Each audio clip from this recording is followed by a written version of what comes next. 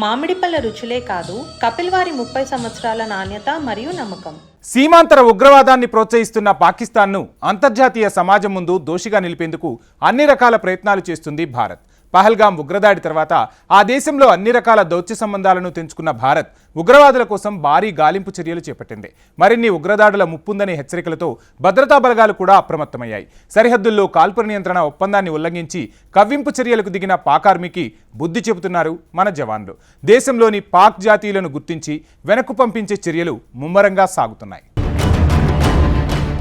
పహల్గాం ఉగ్రదాడితో భారత్ పాకిస్తాన్ మధ్య పూర్తిగా క్షీణించిన దౌత్య సంబంధాలు రెండు దేశాల మధ్య తీవ్ర ఉద్రిక్త పరిస్థితులకు దారితీస్తున్నాయి.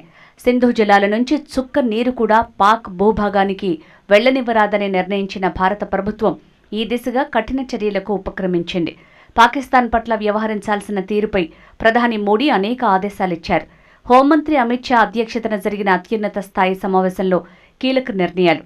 సీనియర్ మంత్రులతో పాటు పలువురు ఉన్నతాధికారులు ఈ భేటీకి హాజరయ్యారు. సీమాంతర ఉగ్రవాదాన్ని ఎగదోస్తోన్న పాకిస్తాన్కు సింధు జలాలు ఒక్క చుక్క కూడా పోకుండా కట్టడి చేసేందుకు భారీ వ్యూహాన్ని రూపొందిస్తున్నట్లు కేంద్ర జలశక్తి మంత్రి సిఆర్ పాటిల్ వెల్లడించారు.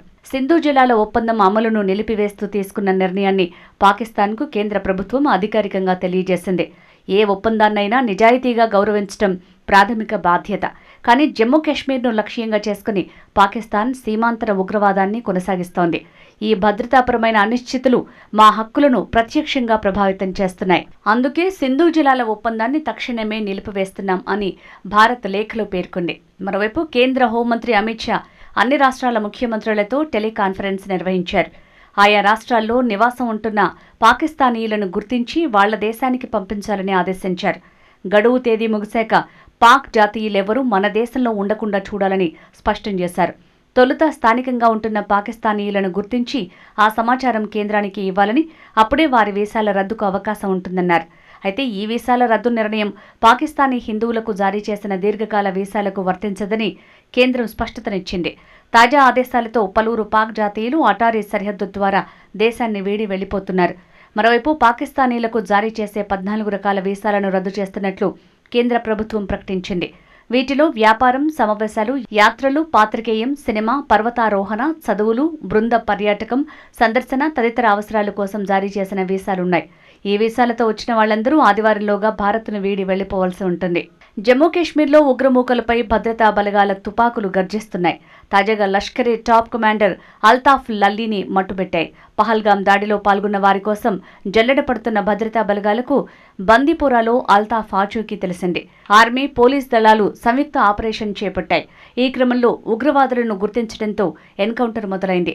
తొలుత ఓ ఉగ్రవాది గాయపడ్డాడు. ఆ తర్వాత భద్రతా దళాల్లోని అధికారి బాడీగార్డులకు తూటాలు తగిలాయి. ఈ క్రమంలో బలగాలు అల్తాఫ్ను మట్టుబెట్టాయి. మరోవైపు కుల్గాం జిల్లాలో ఉగ్రవాదులతో కలిసి పనిచేస్తున్న 2 అనుచరులను భద్రతా దళాలు శనివారం అరెస్టు చేశాయి. ఖైమెహ్ ప్రాంతంలో వీరిని అదుపులోకి తీసుకున్నట్లు తెలిపాయి. అయితే వారి పేర్లు, ఇతర వివరాల్ని భద్రతా సిబ్బంది వెల్లడించలేదు. భారత్ పాకిస్తాన్ల మధ్య ఉద్రిక్తతలు నెలకొన్న వేళ సరిహద్దులో అలజడి కొనసాగుతోంది.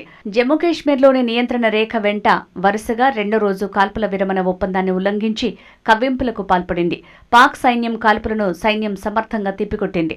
నియంత్రణ రేఖ వెంబడి పలు పోస్టుల నుంచి పాక్ ఆర్మీ కాల్పులు జరిపినట్లు రక్షణ శాఖ వెల్లడించింది. ఈ ఘటనలో ఎలాంటి ప్రాణనష్టం సంభవించలేదని, ఎవరికీ గాయాలు కాలేదని వెల్లడించారు. ఈ నియంత్రణ రేఖ వెంట పాక్ బలగాలు తేలికపాటి ఆయుధాలతో కొన్ని చోట్ల కాల్పులకు పాల్పడ్డాయని అధికార వర్గాలు తెలిపాయి. మరోవైపు బీఎస్ఎఫ్ జవాన్ పూర్ణం సాహును పాకిస్తాన్ సైన్యం నిర్బంధించింది.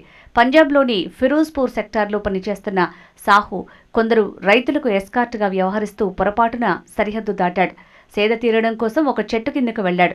ఆ చెట్టు పాకిస్తాన్ భూభాగంలో ఉండటంతో ఆ దేశ సైన్యం ఆయన్ను చుట్టుముట్టి నిర్బంధించింది. జవాన్ను భారత్కు అప్పగించేందుకు పాక్ రేంజర్లు నిరాకరించాయి.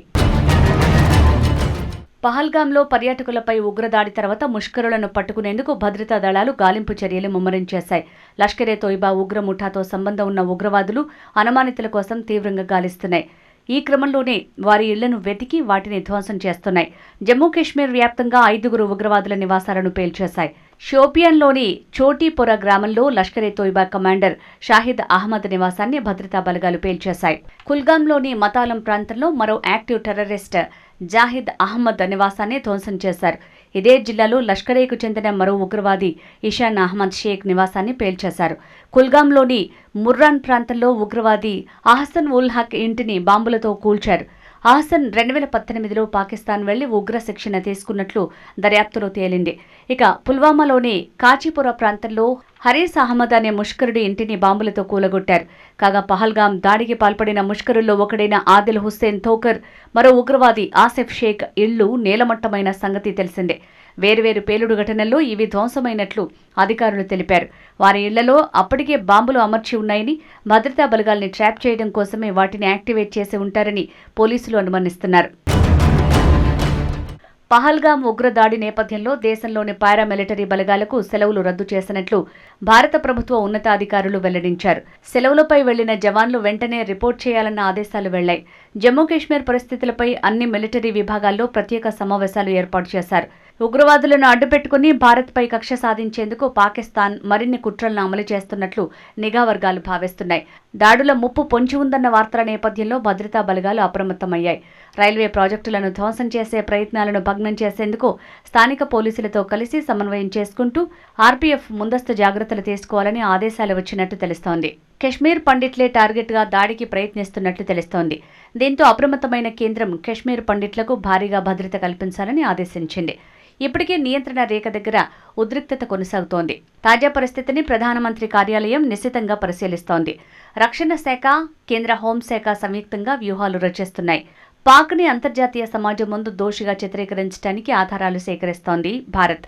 మరోవైపు పహల్గాం, కశ్మీర్ అంశాలపై తాజాగా స్పందించారు అమెరికా అధ్యక్షుడు డొనాల్డ్ ట్రంప్. భారత్, పాక్ల మధ్య కశ్మీర్ విషయంలో చాలా ఏళ్లుగా గొడవ జరుగుతోందన్నారు. అయితే దాన్ని ఆ రెండు దేశాలే పరిష్కరించుకుంటాయని తెలిపారు. ఆ రెండు దేశాలు నాకు చాలా దగ్గర. కశ్మీర్ విషయంలో భారత్, పాక్ల మధ్య చాలా ఏళ్లుగా ఘర్షణలు జరుగుతున్నాయి. పర్యాటకులపై ఉగ్రదాడి చెత్త పని.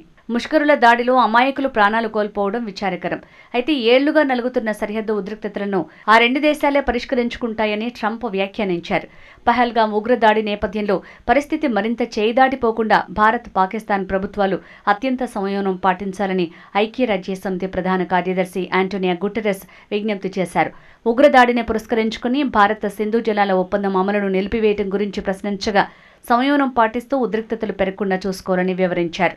అంతకుముందు పహల్గాం ఉగ్రదాడిని గుటెరస్ తీవ్రంగా ఖండించారు. మరోవైపు భారత్, పాకిస్తాన్ మధ్య ఉద్రిక్తతలను తగ్గించి సయోధ్య కుదుర్చడానికి తాము సిద్ధంగా ఉన్నామని ప్రకటించింది ఇరాన్.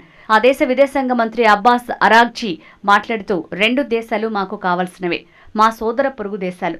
వాటితో మాకు శతాబ్దాలుగా సాంస్కృతిక, నాగరికత సంబంధాలున్నాయి. ఈ కష్ట సమయంలో ఉద్రిక్తతలను తగ్గించడానికి ఇస్లామాబాద్, ఢిల్లీలోని మా కార్యాలయాలను ఉపయోగించడానికి సిద్ధంగా ఉన్నామని పేర్కొన్నారు. భారత్, పాకిస్తాన్ మధ్య తాజా ఉద్రిక్తతలపై సౌదీ అరేబియా ఆందోళన వ్యక్తం చేసింది.